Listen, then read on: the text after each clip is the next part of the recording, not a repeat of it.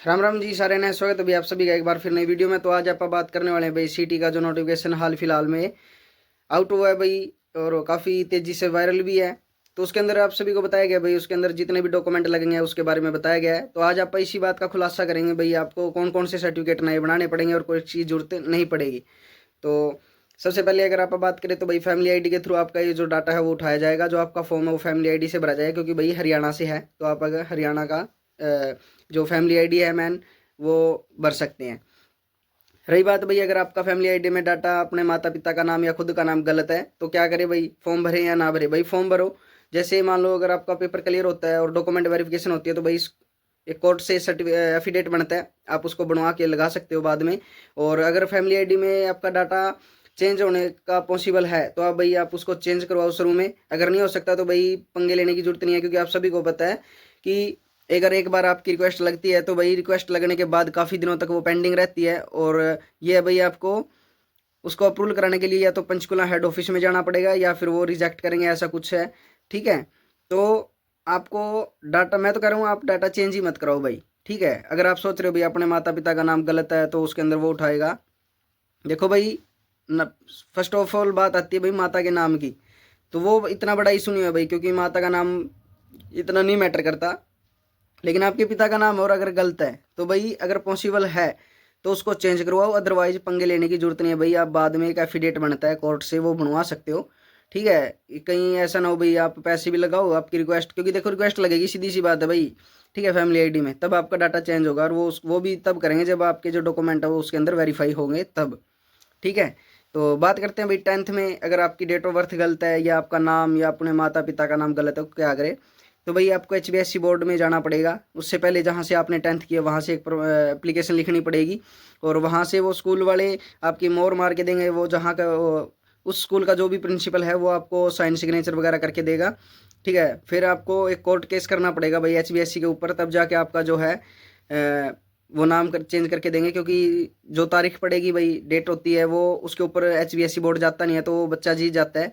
और वो जीतने के बाद भाई कोर्ट उसको ऑर्डर देगा भाई आप इसका नाम चेंज करके दो। ऐसा कुछ प्रोसेस है भाई, और इसका काफ़ी लंबा समय लग सकता है भाई, उसका कोई टाइम पीरियड नहीं है। अभी आपने आज कोर्ट केस किया और कल को तारीख पड़ गई, HBSC गया नहीं और उसने अपना नाम चेंज करके दे दिया, तो ऐसा कुछ भी नहीं है भाई, 5-6 महीने लग जाते हैं। मेरा खुद का एक्सपीरियंस है भाई ये, क्योंकि मैंने अपनी मम्मी का नाम चेंज करवाया था 10th की DMC में, और उसके लिए मैंने इस जो स्थिति है उसका सामना करना पड़ा था भाई। ठीक है, और उन्होंने मेरे को बताया था भाई आपको ऐसा करना पड़ेगा, अगर आप मतलब सहमत हो तो हम भाई आपको परफॉर्मा बना के दे देंगे। तो मैंने भाई मना कर दिया था, क्योंकि मैंने काफ़ी सारी जानकारी लेने के बाद आपके साथ ये बात बताई है भाई, आपको कोर्ट केस करना पड़ेगा और उसका कोई टाइम पीरियड नहीं है अगर आप 10th में अपना कुछ भी नाम चेंज करवाते हो तो। हाँ, अगर आपकी DMC गुम गई है भाई 10th की और आपके पास है नहीं, तो उसका सोल्यूशन है भाई, एक परफॉर्मा आता है। वो परफॉर्मा में आप अपनी सारी डिटेल फिल करके, और जिस भी स्कूल से आपने अपनी 10th की है वहाँ पे उनके साइन और जो प्रिंसिपल है उनके सिग्नेचर होंगे, वह वो जाके आपको सुबह 10 बजे से लेकर 5 बजे तक भिवानी बोर्ड में जमा करवाना है, या जिस भी बोर्ड से आपने 10th की है। ठीक है, वो फिर आपको एक डुप्लीकेट जो DMC है वो निकाल के देंगे, जो कि हरियाणा बोर्ड से निकलेगी या जो भी आपने बोर्ड है CBSE बोर्ड है उससे।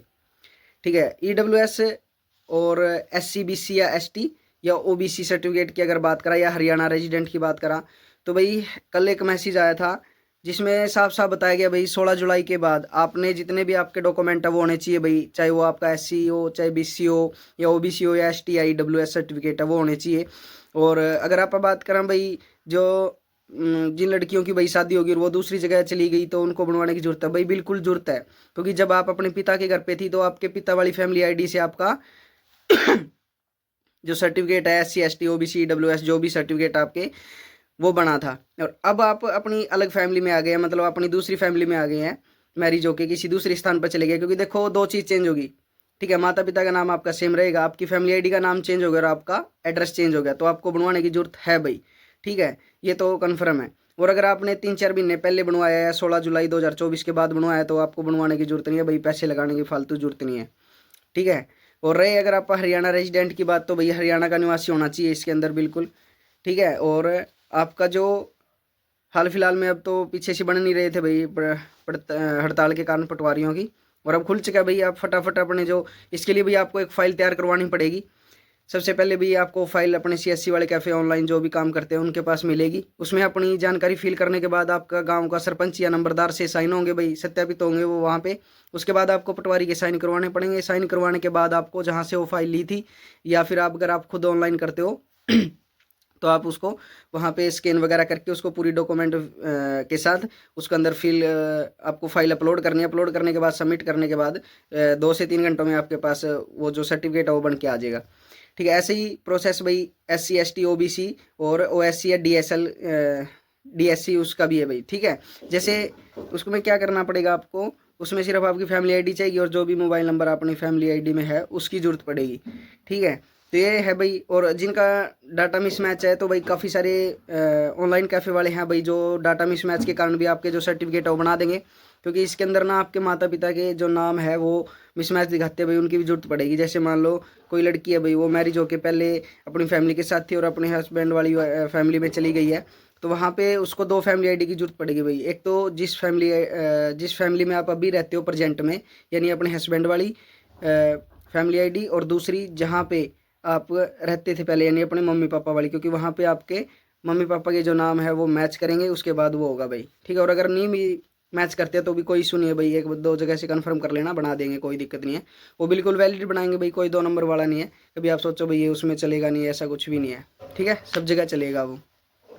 HRC के बारे में बता दिया भाई, 10th के बारे में बता दिया, फैमिली ID के बारे में बता दिया भाई। और फिर भी अगर कोई बात रहती है तो आप हमें कमेंट सेशन में अपना कमेंट छोड़ दे, उसके बारे में ज़रूर बताएंगे भाई, ज़रूर अवगत कराएंगे आपको। और मिलते हैं, अगर आप जानकारी अच्छी लगी तो भाई शेयर करा करो, चैनल ने सब्सक्राइब कर लो। मिलते हैं नेक्स्ट वीडियो में, तब तक के लिए जय हिंद, जय भारत, जय हरियाणा, राम।